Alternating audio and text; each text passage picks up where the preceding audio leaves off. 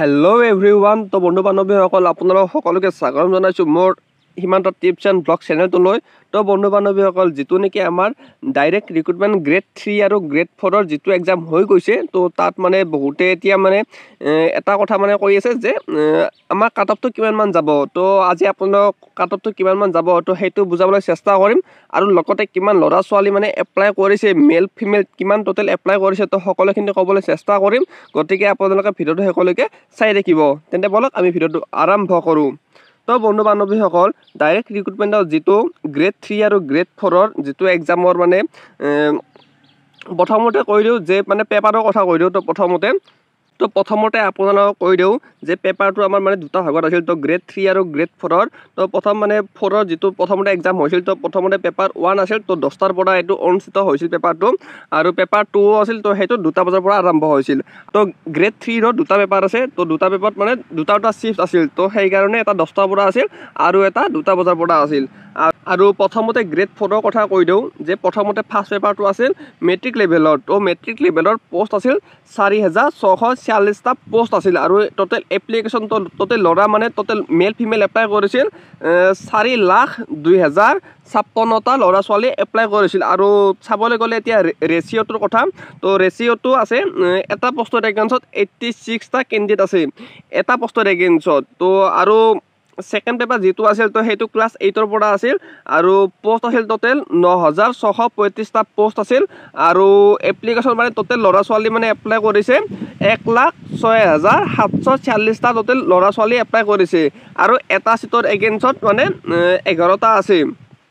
তো এইটোত আৰু যিটো গ্ৰেড 3 ৰ এক্সাম আছিল, তো সেইটো মানে প্ৰথমতে হাই ছেকেণ্ডেৰী লেভেলৰ আছিল, তো সেইটো টোটেল পোষ্ট আছে 3,690টা পোষ্ট আছে, আৰু টোটেল মানে ল'ৰা ছোৱালী এপ্লাই কৰিছে 5,04,083টা ল'ৰা ছোৱালী এপ্লাই কৰিছে, আৰু টোটেল এটা পোষ্টৰ এগেইনষ্টত আছে টোটেল ল'ৰা ছোৱালী 136টা ল'ৰা ছোৱালী। তো এইটো দেখিছে আপোনালোকে।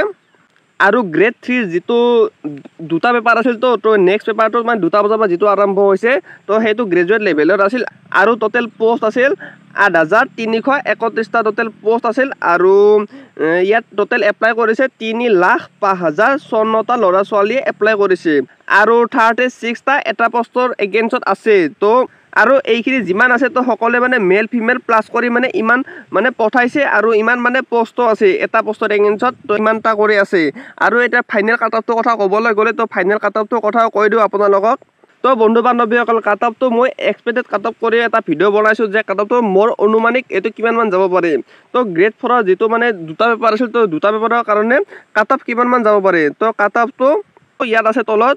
তো যদি ইউআৰ হয়, আপুনি জেনেৰেল যদি হয়, তেতিয়া জেনেৰেলৰ 75ৰ পৰা 85ৰ ভিতৰত থাকিব কাট অফটো, আৰু OBC সকলৰ থাকিব 60ৰ পৰা 70ৰ ভিতৰত থাকিব OBC সকলৰ, আৰু ST SC থাকিব 52ৰ পৰা 62ৰ ভিতৰত থাকিব। আৰু গ্ৰেড 3 ৰ যিটো এক্সাম আছিল, তো গ্ৰেড 3 ৰ কাট অফ কিমান যাব পাৰে, তো গ্ৰেড 3 ৰ কাট অফটো ইয়াৰো মানে দুটা পেপাৰ আছিল, তো ফাৰ্ষ্ট শিফ্ট ছেকেণ্ড শিফ্ট আছিল, আৰু ইয়াৰ কাট অফটো 97ৰ পৰা 110ৰ ভিতৰত থাকিব।